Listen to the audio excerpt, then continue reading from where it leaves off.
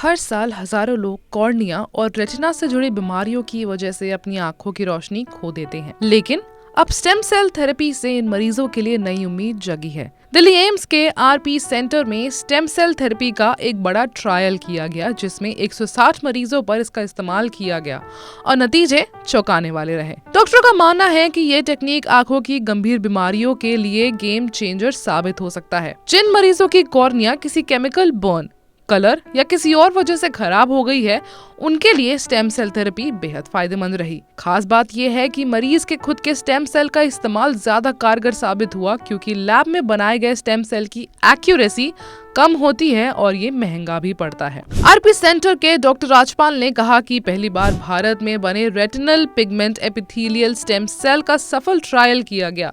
7 साल से ज्यादा उम्र के कुछ मरीजों की आंखों की रोशनी धीरे धीरे कम हो रही थी, जिसका कोई इलाज नहीं था। लेकिन जब इन मरीजों पर यह थेरेपी आजमाई गई तो 3 मरीजों में पूरी तरह सफलता मिली और 2 मरीजों की रोशनी काफी हद तक लौट आई।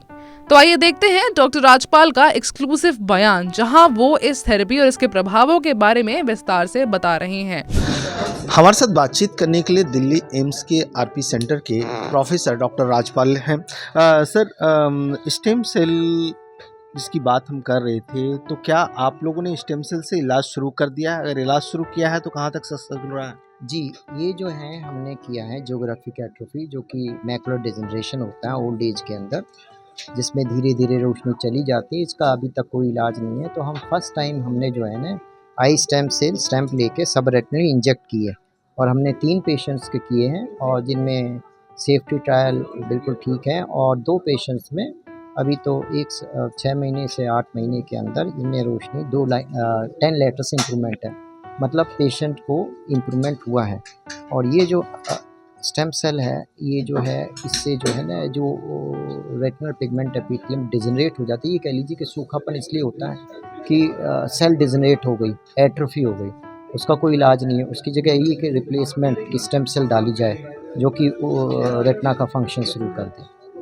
तो अभी तक ये हुआ है, क्योंकि अधिकतर ड्राई एआरएमडी है और ड्राई एआरएमडी में धीरे धीरे रोशनी कम हो जाती है। तो इसके लिए कोई एज बैरियर है कि उसी उम्र के पेशेंट्स को आप इस तरह के स्टेम सेल का इस्तेमाल करेंगे? जनरली अभी ये ओल्ड एज रिलेटेड है, 60 प्लस के बाद होती है ड्राई एआरएमडी, जिसका कोई इलाज नहीं है। मतलब ओल्ड एज के लिए ये स्टेम सेल अभी हमने ट्राई की है और हाँ जी, ओल्ड एज के लिए। तो इस बीमारी में क्या क्या सिम्टम्स होते हैं?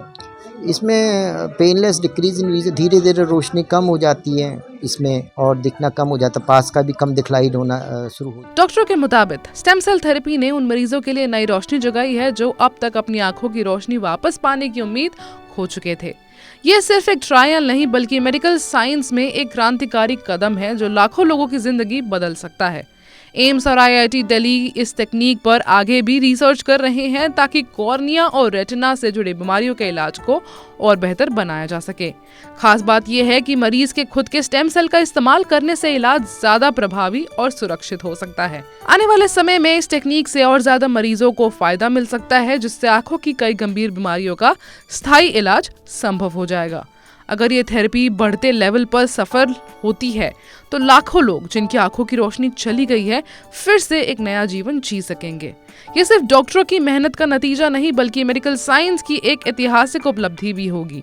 उम्मीद है कि आने वाले समय में ये टेक्निक आम लोगों के लिए भी सुलभ होगी और आंखों की बीमारियों का एक और स्थायी समाधान बन सकेगा।